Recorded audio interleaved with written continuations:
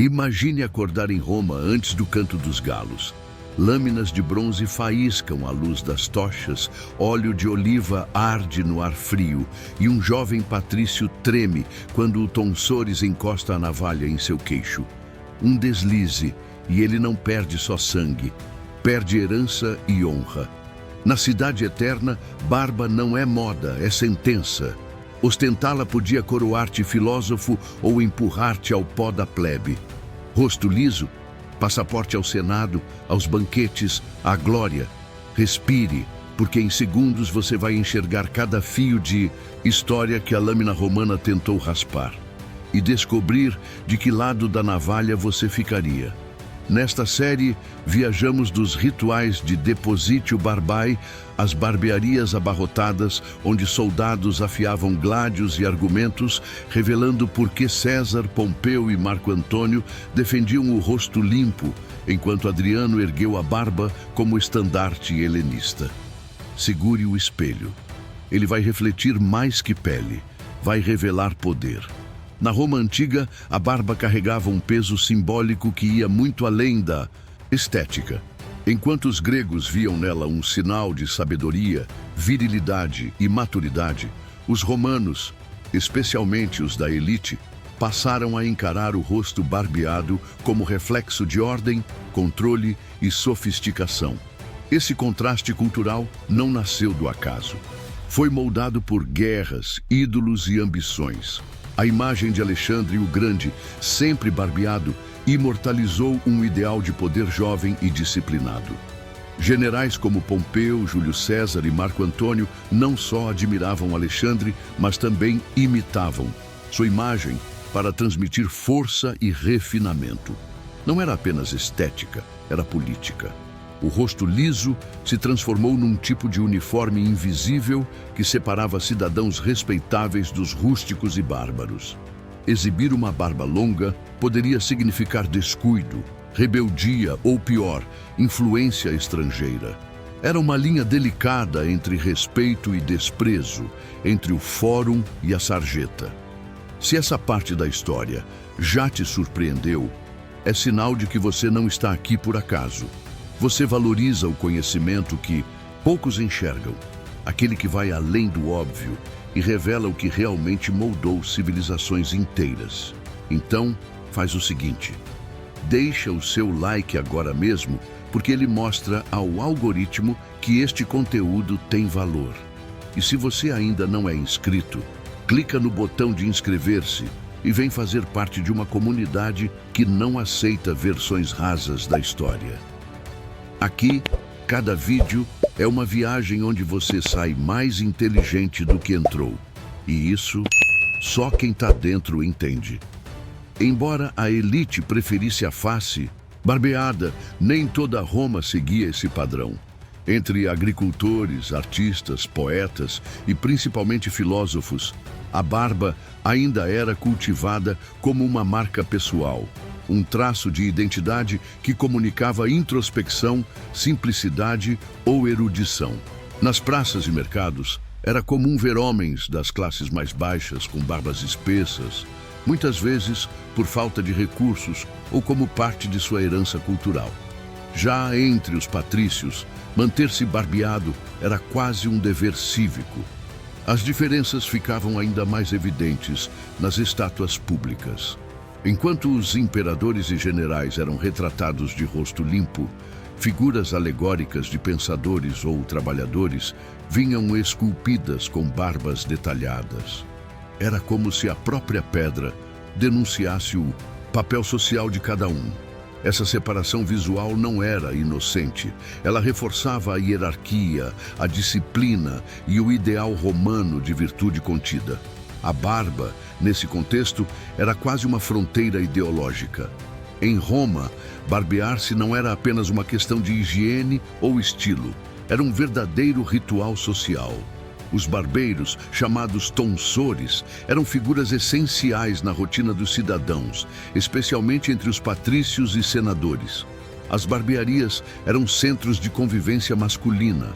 Ali se discutia política, Se fechavam acordos, se cochichavam escândalos e se trocavam ideias filosóficas.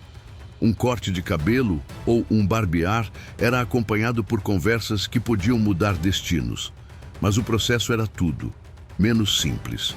As lâminas de bronze, apesar de afiadas, se desgastavam rapidamente e exigiam habilidade do barbeiro. Poetas como Ovídio e Juvenal descreviam o barbear como uma prática dolorosa, que exigia precisão quase cirúrgica.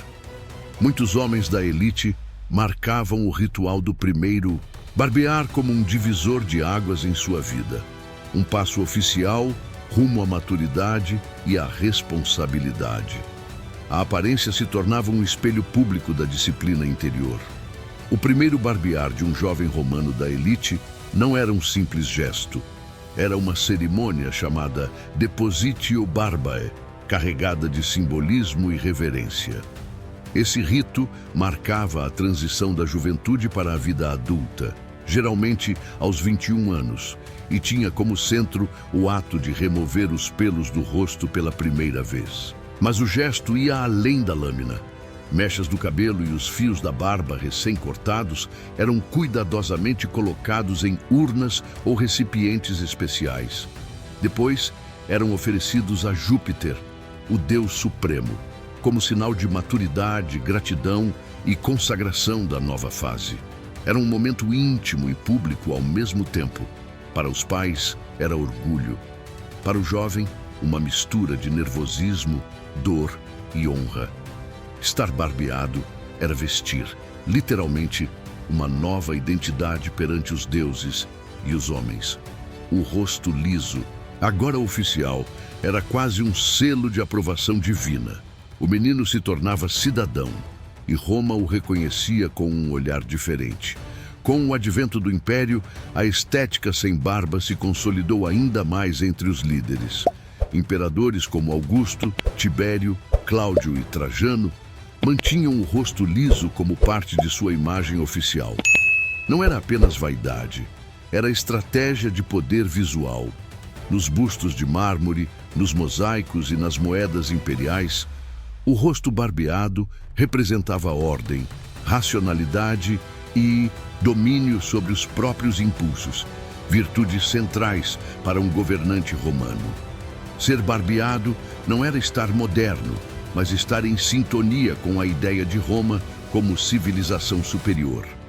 A ausência de pelos simbolizava pureza moral e autocontrole, em contraste com os povos bárbaros, frequentemente retratados com barbas longas e desalinhadas. Assim, o rosto limpo se tornava quase um ato político, uma fronteira entre Roma e o resto do mundo. Essa tradição permaneceu intacta por mais de um século, mas ela estava prestes a ser desafiada por um imperador com outra visão de poder: Adriano. Quando Adriano subiu ao trono, algo imediatamente chamou a atenção. Ele usava barba.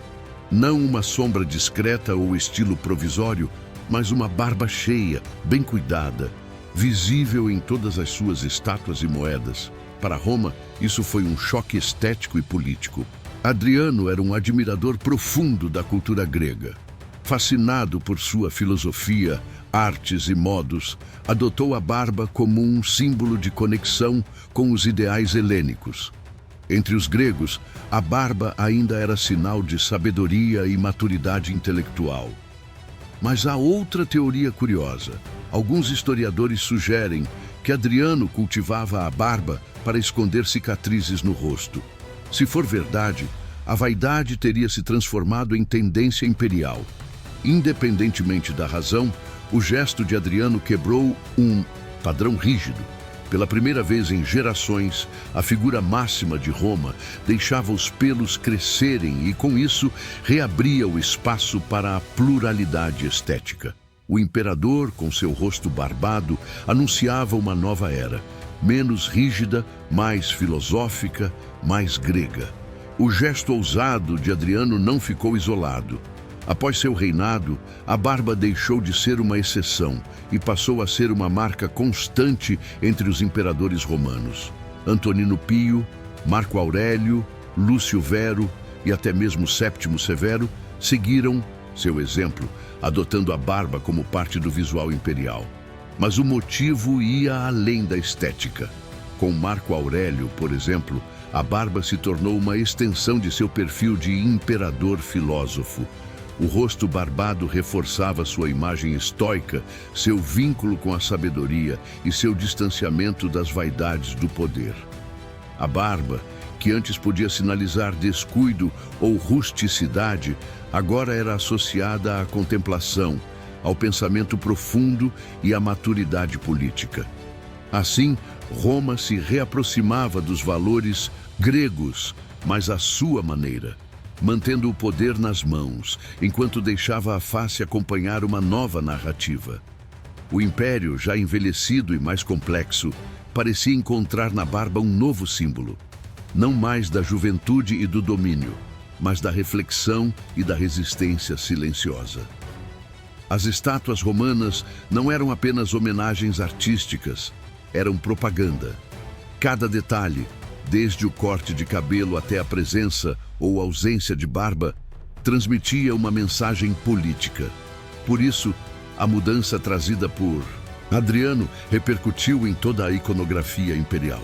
Antes dele, bustos e esculturas de imperadores reforçavam a imagem do homem racional, com feições limpas e perfeitas, como um ideal inatingível de disciplina e controle. A barba, nesse contexto, era vista como ruído visual. Mas com Adriano e seus sucessores, a escultura ganhou novas camadas.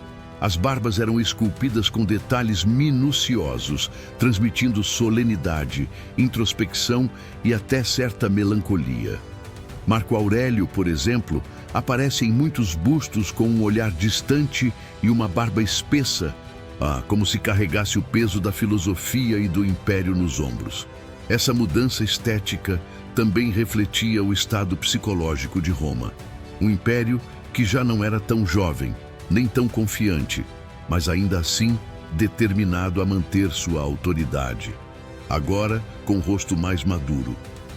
Chegamos ao fim dessa jornada entre navalhas, estátuas e rituais. E agora a pergunta não é mais histórica, mas pessoal.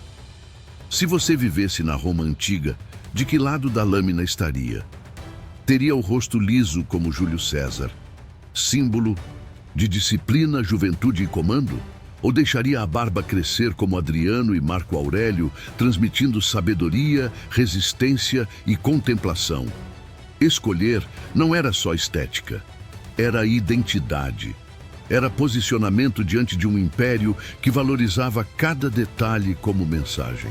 Então, me diz aí nos comentários, você seria um defensor do estilo barbeado, símbolo da velha Roma republicana e militar?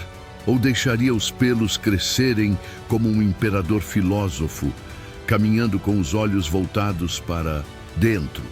E se essa viagem te surpreendeu, se alguma imagem nova se formou na tua mente, não esquece de deixar teu like, se inscrever no canal e ativar as notificações.